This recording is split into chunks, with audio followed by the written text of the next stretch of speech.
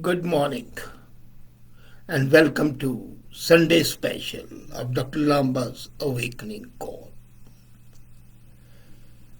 Sikhs are deemed to be a warrior class. British took them up as a martial race, and looking at their performance in the wars, whether national or international, they are really a fighting spirit which pervades their whole body. But it is amazing since Sikh religion is based on compassion, honesty, and justice. And here the paradox is resolved. The Sikh wars are a different breed altogether. They fight, but their fight is basically when oppression is there. The very fact that the Khalsa was created to fight is clear from two sayings. One was said in old days, Khalsa sojo chade trang, Khalsa sojo kare nit jang. Meaning thereby, that's in Punjabi, that Khalsa is he who rides a horse, and Khalsa is he who fights a war every day. Now, this was said at a time when the political situation in India was very disturbed, the invaders were coming, the intestine wars were going on, and every day a new person would emerge to be a leader. So they and those people, Sikhs, were living in the forest, Mughals on the one side, Abdalis and Nader Shahs on the other side. So they were actually caught between the devil and the deep sea and living in the forest. So riding a horses and fighting a war every day was a part of life. And then when Guru Gobind Singh created Khalsa, he said, चिड़ियों से मैं बाज लड़ाऊं, 1.25 लाख से एक लड़ाऊं, तबे गोविंद सिंह नाम कहूं. Meaning thereby that I'll be called Gobind Singh provided I can make a sparrow turn into a hawk, a falcon. When I can create a human being who can fight against 125,000 alone, 1.25 lakh is 125,000.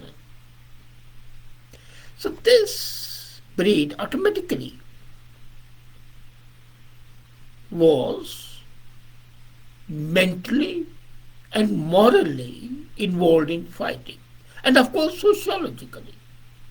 So Sikh ideology looks at the question of war and peace from 4 angles: individual angle, social, state, and global events.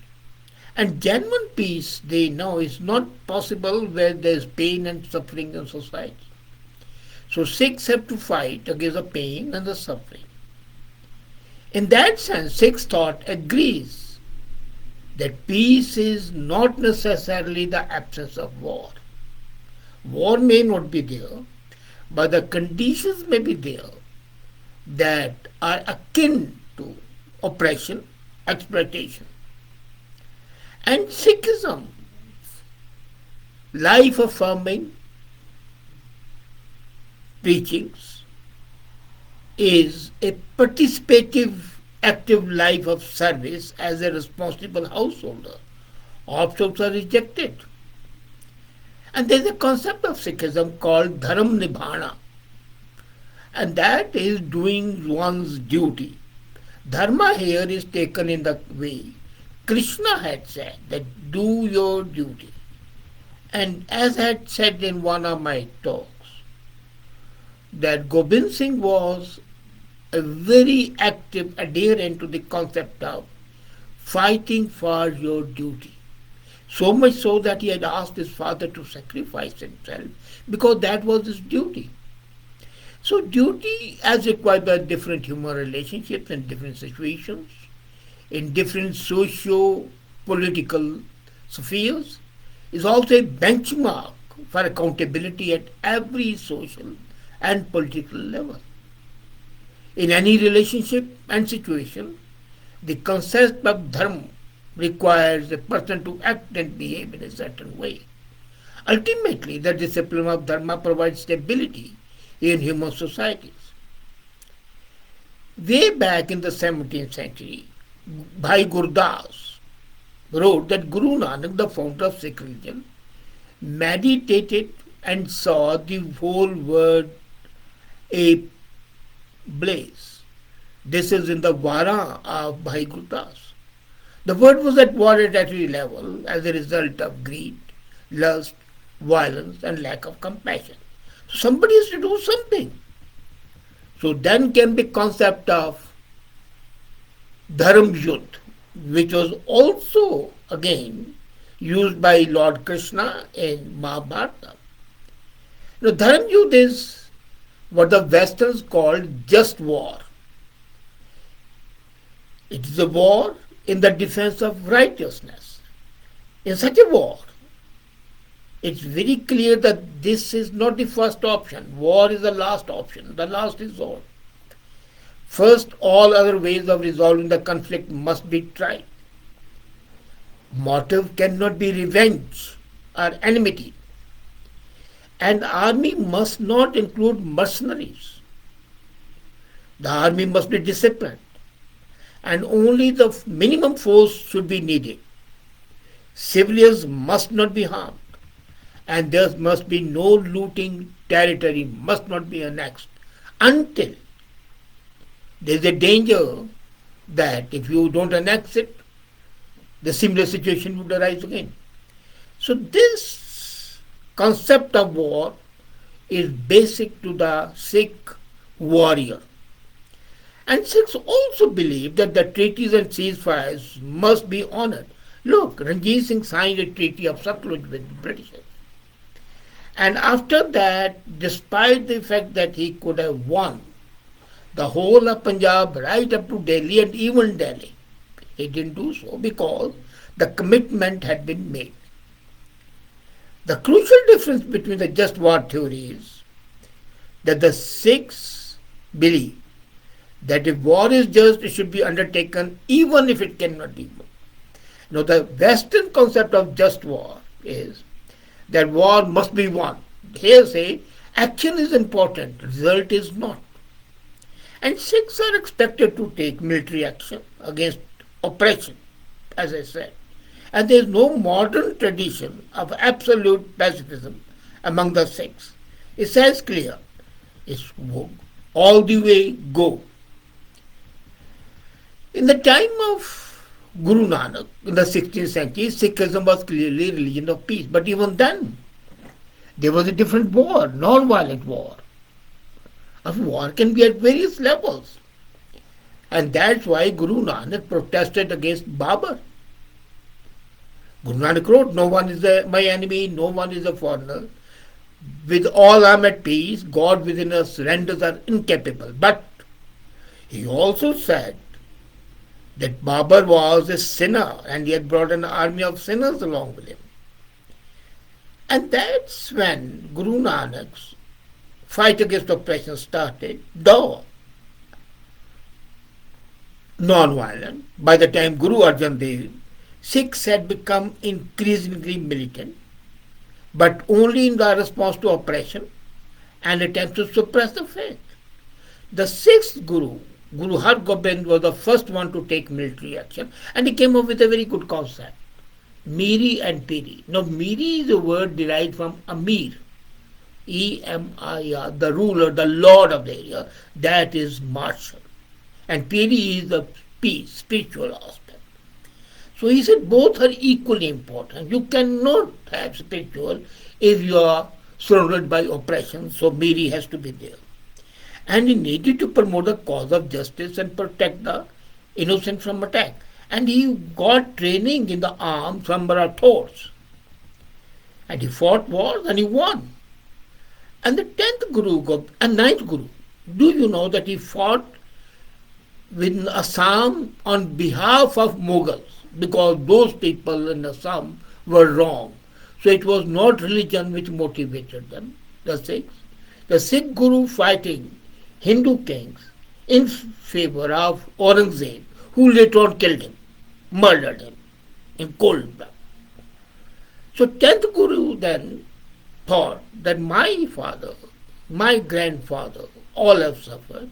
So he gave Sikhs a mission of fighting against oppression and formed Khalsa. But then he made it clear that military action was to be last resort.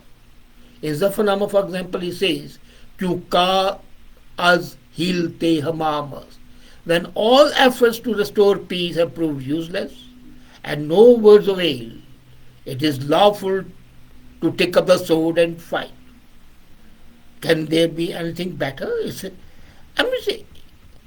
war is justified from that point of view. How long would you tolerate nonsense and oppression and exploitation?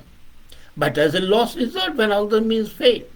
And it is to be fought only in defense of human rights, human dignity, and seek freedom from tyrannical rule. And that's why you might have seen that in the partition time, the Sikhs and the Muslims fought, but the Sikhs saw to it that no Muslim women were raped. They were protected because Sikhs do not believe in that. So the transformation of Sikhs into the order of Khalsa, a distinct theopolitical order, was not meant to constitute an established religion, but an active medium of change by challenging social inequalities and religio-political oppression, strengthening the weak but remaining humble. Now, Sikh ideology is very clear. Humility is not to be read as a sign of weakness or lack of resolve. On the contrary, it's only the strong who can really be humble without being servile or cringing. And that's a major thing. If you look at Guru Granth Sahib, even before Nanak, there were Bhagats who had spoken against unjust regimes and sanctioned defense of human rights through use of arms. For example, Bhagat Kabir on page 1105 of Guru Granth says, a true warrior is one who fights for the downtrodden, the weak and the meek. Kabir also says at page 969, I honor the saints and punish the wicked. That's my duty as Lord's officer. And Guru Nanak himself said, death is a privilege of the brave if they die for a noble cause. And that saying of Guru Nanak on page 579 of Guru Granth is basically what motivates him, and they are not afraid of death. Imagine being sawed alive in two parts with a saw by Matidas in India, in Delhi, on the border, being boiled alive, being hacked from a limb to limb. And Guru Kabir is saying, the 10th Guru described Guru Nanak mission. In Vichitar Natak, there is a large poem, the Vichitar Natak, in which says to give security to God-loving man, to destroy evil mind and sin, and to ensure victory of the good over evil, and to create a just society, to prompt a righteous regime of dharma, to uplift the sanctity, to uproot all evil. And then he goes on to say, Jo lade deen ke het sura soi, only that man is real warrior and a real winner who fights for dharma, for deen. Here he uses the Muslim word for dharma. Now look at the synthesis. Dharma is a Hindu word, deen is a Muslim word, but both mean the same, justness, righteousness. And the Sikhs basically took up the sword to protect the meek and the oppression.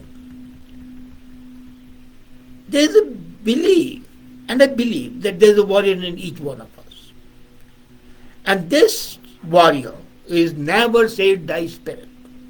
the fighting spirit that comes to the fore when faced with any danger, be it repression, be it training, or anything which is detrimental to your identity. And this warrior spirit permeates Sikhs. As I said, this spirit was kindled. It was there during Nanak's time. It was there earlier. But it was kindled. It was in dormant state. It was all non-violent. But Guru Hargobind, the warrior spirit, took the shape of militarization. And the Sikh community found itself confronted. As a matter of fact, if you look at Guru Hargobind, the sixth Guru, this was basically a time when Sikhs were being persecuted. The father of Hargobind had been made to sit in boiling water. Burning sand was poured on head. He was made to sit on a red hot iron sheet. So this, and then immerse himself in the river where he died.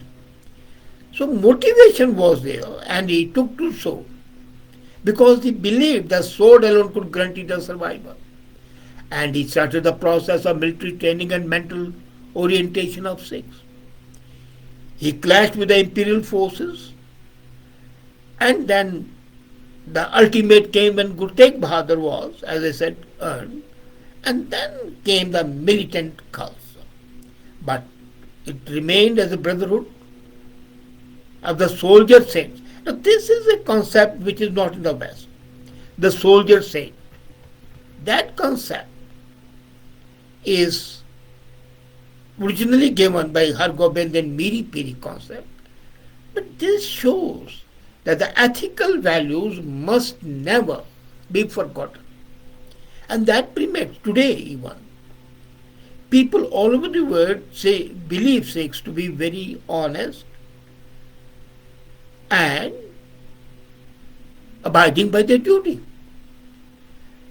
And then after Gobind Singh came the martyrdom of Banda Bahadur, the political and the military successor. And in 1716, the Sikh warrior passions, Banda Bahadur had already channeled the Sikh qualities. Imagine a ragtag army defeating the Mughal army, controlling Sarhand and all areas and Lahore and even in Delhi. Of course they were later on defeated, but the spirit that they motivated, that they exhibited, and they preferred to hit, the change was there now. They did not spend their energies on controlling more and more territory. No, they hit at the logistics. And that enabled the military spirit, the warrior spirit to keep on growing. And by this time, Sikhs had mastered the art of war. They were able to strike at will not only the Mughal armies, but also invaders from the Central Asia. And this was a time when the Mughals were weakened and the Sikhs and their individual grouping engaged in intestine warfare. Each missile, there were 12 missiles, tribes you could call them. They were fighting each other. And then came the hero, Manjaranjit Singh, the leader of Shukar missile. And he subdued, co-opted and allied with other Sikh confederacies, emerged as the undisputed ruler of Punjab, conquered Muslims and Hindu rulers alike. And they put an end to the invasion from the traditional route, that is the Khyber Pass. In fact, so well documented the fact that the history of Sikh army entered the second phase under Ranjit Singh. He conquered Kashmir, he went up to Tibet, and the British were terribly afraid that he might remove them from Delhi as well, so they signed a treaty with him on Satluj that he will not cross Satluj River. Satluj was the boundary, and he stuck to it. So he exploited the military and political genius to carve out an empire. He enlisted the European and American mercenaries to organize and train his armies on a modern Western lines, and was a British threat to them. And so much so that the Tsar approached him Actually, there's an interesting thing possibly you're not aware of. And most of the historians gloss over it. Napoleon and Tsar approached Ranjit Singh saying that, look here, you are strongest in Asia. Tsar was strongest in part of Europe and Napoleon was winning. So they said, let's have common agreement, let's become an allies and throw the Britishers in the Indian Ocean. That was the exact word used. So up to Egypt would control Napoleon, rest all would go to Ranjit Singh, and Russia would have the Eastern Europe and the East Asia. Ranjit Singh did not accept it. He said, no, I have entered into a treaty with the Britishers and I will not go back into the treaty. So, this was the journey of Sikhism from defending themselves to defending others. So, earlier they were defending themselves from the Mughals, and now they became the defenders of all the cruelly exploited. It was a kind of a natural corollary, as a matter of fact, giving the strong historical warrior roots of the community. The culmination was, of course, as I said, Indian Army, Sikh regiment from the, by the way, there was as a treaty that the British had with Ranjit Singh, Indian Army started a Sikh regiment. And as the 10,000 Malwai soldiers were repatriated back to their villages in Malwa, and then they were absorbed in the Sikh army. And this is a fact that Sikh regiment came into being with the first Firozpur battalion, and the second was from Ludhiana battalion. And all were coming from the British Ranjit Singh's army. So now it became a national army, or rather an international army, and that was something. And you can see the Sikhs fighting the war against the Afghans. The first Sikhs went for the defense of Chitra. The second time the Sikhs went to Malkan Field Force, a battle in which even Winston Churchill fought. The third was to Chakdara, and fourth was to Saragari. Apart, and Saragari has become an international saga of warrior. World War II saw the Sikhs committed to fighting, even in larger number. They fight at Gallipoli. The first Sikhs to lose more men than the entire strength of the first war. Can you believe it? If you look at the casualties of the Sikhs are much more than all the others combined. But their overall strength in the battlefield never diminished. Death did not, because they embraced that. Death was not something to be afraid of. So they continued to do a great job. And the last war they fought was, of course, 62, 65, 1971. In 65, my own brother was AROP in Kemkern sector. And Kargil. So needless to say, they have been feted and honored for their valor and sacrifice. The unequal fact of the Sikh military history, which will remain etched in the annals of global and the Indian conflict. So, the fighting spirit is there, but then three things have to be thought of. The spirit is for the protection of the weak. It's a fight against injustice. Ethical values are of prime importance and would never be forsaken. And death is not something to be afraid of, but to be embraced. Provided you are fighting for your deen. जो लड़े दीन के हे सूरा सोई सूरा सोई सूरा सो पहचानिए जो लड़े दीन के. So recognize the man as a warrior who fights a just war, not a war to take over another's land, not a war to get money, not a war to rape women, to pillage, to loot. So the fighting spirit is ingrained in the Sikhs, but this spirit is tempered with the ethical values, and that is something which Sikhs are proud of and should be proud of. Thank you.